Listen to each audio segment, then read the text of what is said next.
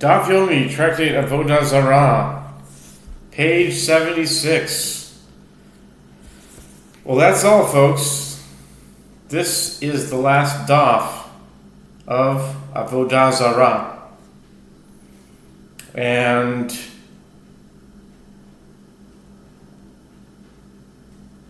page 76, which is 75 daf, about 2.5 months ago, June 20th, around that time, Friday. I think that was the first daf of Avodah Zarah. And the time went by. Here we are, the last daf. Top of the page, 76, Avodah Zarah. Bat Yoma de Lav Noten Tam Livgamhu. That was used for cooking the same day by a non-Yehudi, as in such a case, it does not impart flavor to food cooked in it to the detriment of the mixture. Okay. Mikan ve'elach lishtere gezerah kedera she'eino bas yoma mishum kedera bas yoma. The Gemara asks, if so, from that point onward, the pot should be permitted, as on the following day, the taste of the non-kosher food imparted by the pot is already to the detriment of the food. The Gemara answers there is a rabbinic decree that prohibits use of a pot that was not used by a non-Yehudi that same day, due to concern that one will use a pot used by a non-Yehudi that same day. The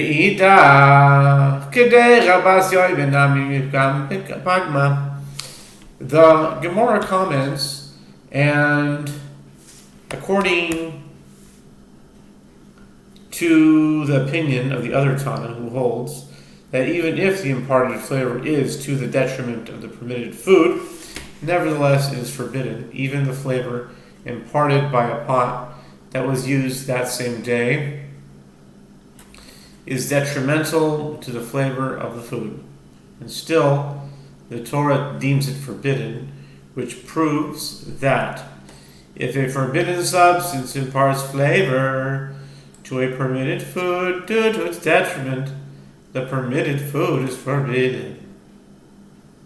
Ramile, Rav Amram, the Rav Sheshes. Tanan, Hashapudin v'haskela. Melab Nambo. The other time you got called Chim. Hashapud v'haaskala magilan bechamim. Rav Amram raises a contradiction before Rav Sheshet. We learned in the Mishnah with regard to the spits and the grill, one must heat them until white hot in the fire. But it is taught in the Mishnah in Zevachim 97a,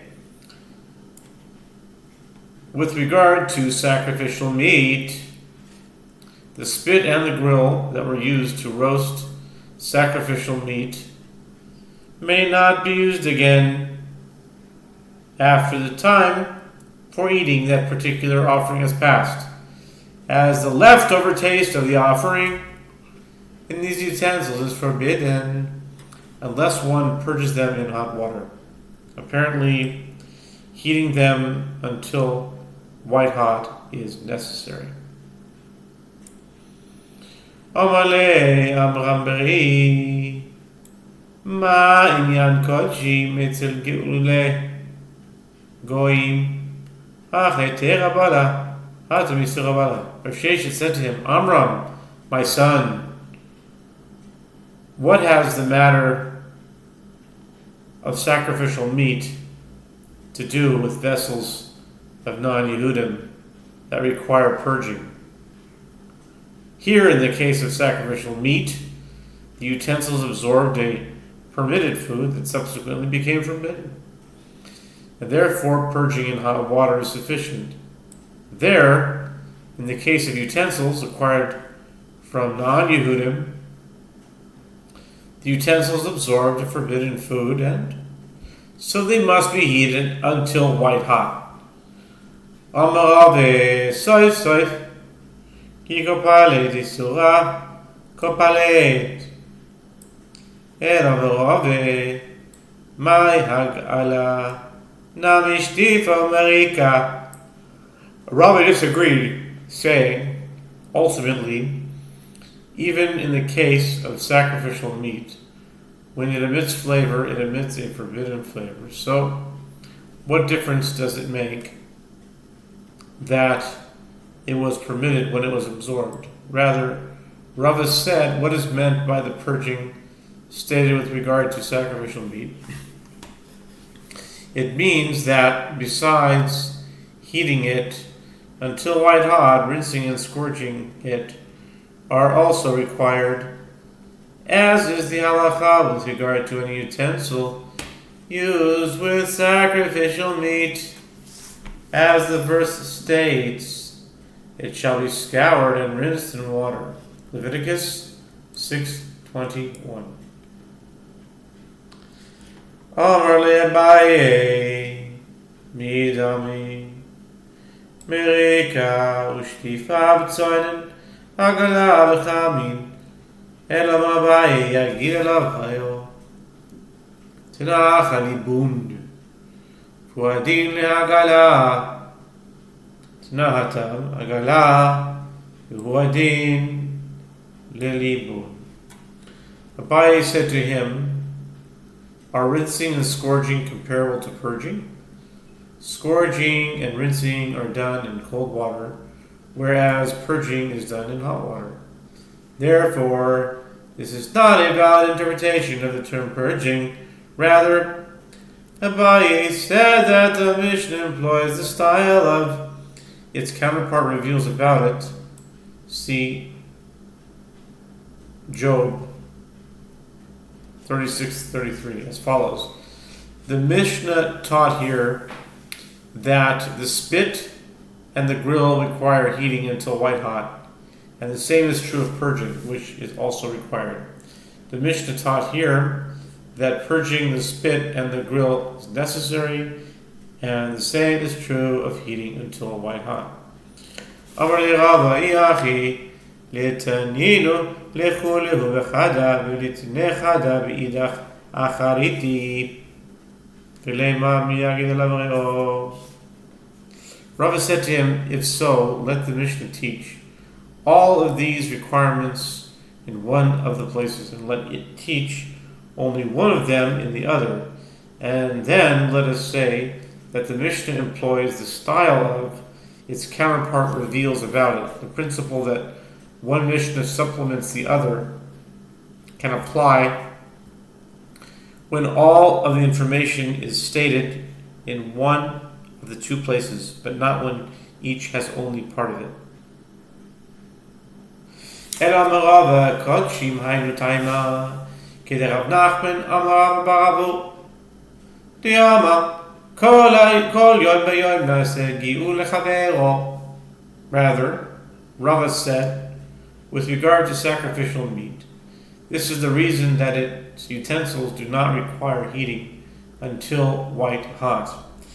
It is in accordance with that which Rav Nachman says, that Rava bar Avu says, as he says, each and every day constitutes purging for the other day, meaning the previous day, since the designated time for eating the meat of a peace offering ends the day after it is sacrificed. Using the utensils every day for an offering sacrificed on that day guarantees that the taste of every offering is expelled from the utensils before they become forbidden by using them with fire on the following day. Therefore, the utensils do not require special heating until white hot in fire in order to become permitted for subsequent use. Tinach shlamim v'cheva l'shni yamim mitachle mikay medini heve notar kach havegiui. אלא חטאת כיוון דליום ולילה מתאכלה מבשל בה עידנה חטאת הווה נותר כי ידע מבשל בה וחר או שלמים או חטאת כפלט נותר לחטאת דהעידנה בחטאת ושלמים דלימחר. The Gemara raises an objection. This works out well with regard to peace offerings as, since their meat may be eaten over 2 days, purging is achieved before they become leftover sacrificial meat, which is forbidden. But with regard to a sin offering, since its meat may be eaten only over the course of a day and a night, when one cooks the meat of a sin offering with the utensil now, it becomes left over the next morning. And when one cooks with it again the next day, whether the meat of a peace offering or a sin offering, the utensil expels the leftover taste of the sin offering sacrificed now into the meat of the sin offering or peace offering sacrificed the next day, and it should be forbidden. Amri Lo Sricha. The sage is in response, it is not necessary to purge the utensil by heating it until white hot, even if it was used for the meat of a sin offering. It is possible to avoid such a requirement as when one cooks a sin offering with the utensil now, he can then cook the meat of a peace offering with the same utensil now, meaning on the same day, and the taste of the sin offering is consequently expelled from the utensil on that same day.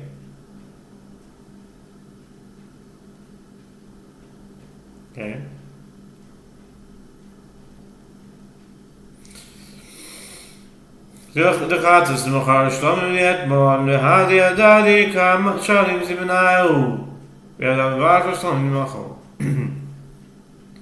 Then, when the taste of the peace offering is absorbed, it creates a situation where the designated times for eating the meat of the sin offering of the next day and the meat of the peace offering of the previous day are complete simultaneously. It is therefore possible to use the utensil for cooking the meat of a sin offering the next day without having to purge it from the taste of the previous day's offerings. And one can cook the meat of a peace offering with the utensil the next day, thereby expelling from it the taste of the sin offering of that day, and repeat this practice day after day. The Gemara raises an objection. If so, if each day the utensil expels the taste of the sacrificial meat that has not become leftover, then purging it with boiling water is also unnecessary. Why then does the Mishnah require purging with boiling water? The Gemara comments, this poses a difficulty to Rava's explanation. Wonder what the rules are.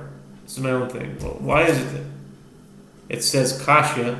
It doesn't answer the question, which is, it's effectively the same thing for intents and purposes, for all practical purposes. It functions in the same way a teku does. So what determines whether the Talmud says teku and when it says kasha?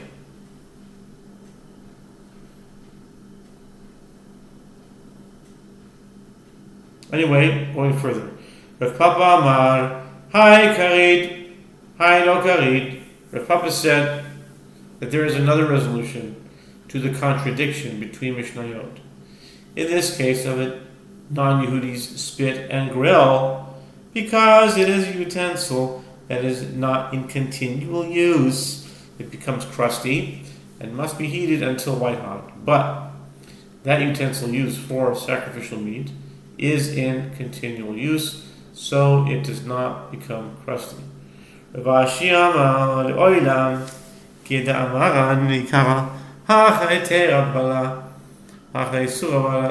said, actually, the contradiction should be resolved as we said from the outset, as explained by Rav Sheshet. There, in the case of sacrificial meat, the utensils absorbed a permitted food that subsequently became forbidden, and therefore purging is sufficient. Here, in the case of utensils acquired from non-Yehudis, the utensils absorbed a forbidden food, and so they must be heated until white hot.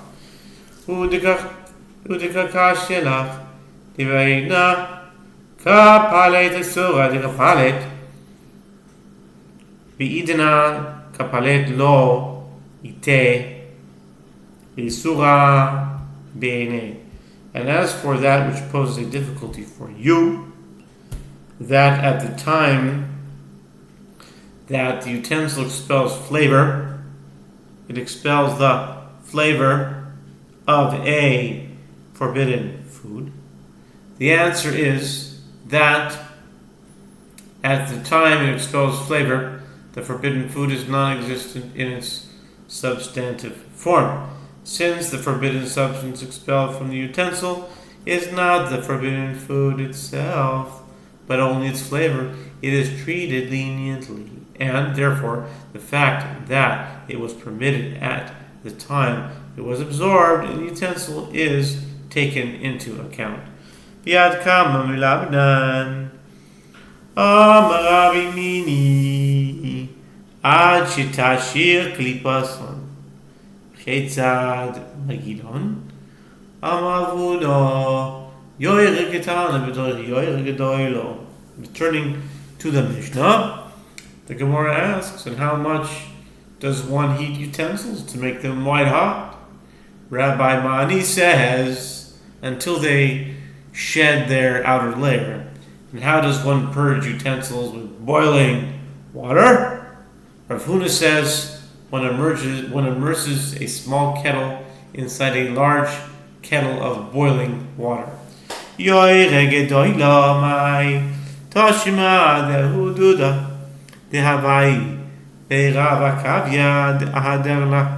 Gemara asks, what does one do with a large kettle?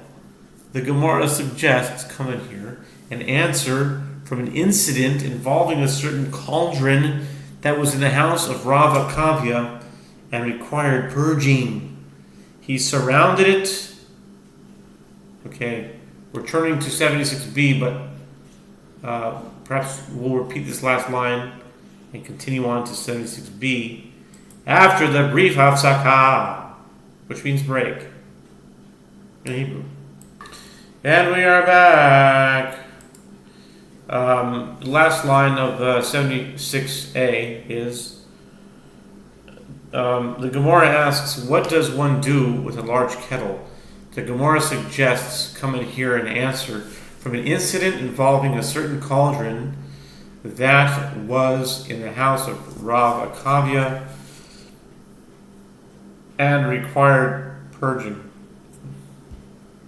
He surrounded it, and now we turn to the top of 76b and the final Amud of Avodah Zarah, Tractate of Avodah Zarah.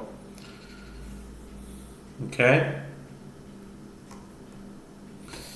Gedan va Delaisha Apuma Umalavia Maya Ve'artecha Amarava man hakim lemeod ki ha-milta ilav Ravakavia de Gavra Rabahu Kasavar Kivol'o Kach Polto Ma Bol'o Benitzotzot Af Polto Benitzotzot.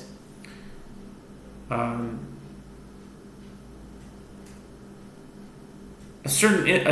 incident involving a certain cauldron that was in the house of Rav Akavia and required purging. He surrounded it with a rim of dough, he surrounded it with dough around its rim, and filled it with water and boiled it so that the water boiled along its rim. Rava said, "Who would be clever enough to perform such an action, if not Rav Akavia, as he is a great man? He maintains that as it absorbs it, so it expels it. Just as the rim absorbs the forbidden substance by small drops of it that reach the rim, so too it expels the forbidden substance by small drops of boiling water that reach the rim." Hasakin Shobaritoyo Amarav Ukvabachama Venoatza Sarah Pamim Bekarka Amaravun Maredal Yehoshua Bekarka Shenovta Amarav Gana Usakin Yafer Shein Ba Gumot Tanya Nami Hachi Sakin Yafa Shein Ba Gumot Noatza Sarah Pamim Bekarka Amaravuna Bered Rav Yehoshua Le'echol Ba Tzonim. The Mishnah teaches, with regard to the knife, one must polish it and it is rendered pure. Rav Ukva Bar Chama says, and one must thrust it 10 times into the ground. Rav Huna, son of Rav Yehoshua, says, and this must be done in untilled earth, meaning hard earth. Rav Kahana says, and this applies to a good knife that does not have notches, so that the entire surface of the knife is scraped against the ground. This is also taught in a Braita. With regard to a good knife that does not have notches, one can thrust it 10 times into the ground. Rav Huna, son of Yehoshua, says this is sufficient for the purpose of eating cold food with it. Ki ha-demar Yehuda bati Bartovi Havo Yatvi Kame de Shabo Malka Aito lekamayu et roga Psak achal Psak vahavle Libate Bartove Hadar ditza asara zimne bara Psak havle lemar Yehuda Amar le bati Bartovi Yahu Gavra Lav Bar Yisrael Hu Amar le Mar Kimli Megave Umar La Kimli Megave. This is like an incident involving Mar Yehuda, an important personage of the house of the exarch, and Bati Bar Tuvi, a wealthy man, who were sitting before King Shapur, the king of Persia. The king's servants brought an etrog before them. The king cut a slice and ate it, and then he cut a slice and gave it to Bati Bar Tuvi. He then stuck the knife 10 times in the ground, cut a slice, and gave it to Mar Yehuda. Bati Bar Tuvi said to him, and is that man, referring to himself, not Jewish, not Yehudi? King Shapur said to him, I am certain of that, master, Mar Yehuda, that he is meticulous about halacha. But I am not certain of that, master, referring to Bati Bar Tuvi, that he is meticulous in this regard. Ikadamri amalei yidchar mayavet beota. There are those who say that King Shapur said to him, remember what you did last night. The Persian practice was to present to a woman to each guest with whom he would engage in intercourse. Mar Yehuda did not accept the woman who was sent to him, but Bati Bar Tuvi did. And therefore, he was not assumed to be meticulous with regard to eating kosher food. Hadron Alach HaSocher Es HaPoel Uslikela Mesechet Avodah Zarah. May we return to you, chapter 1, who rents a worker. And this is the end. This concludes Tractate Avodah Zarah for now.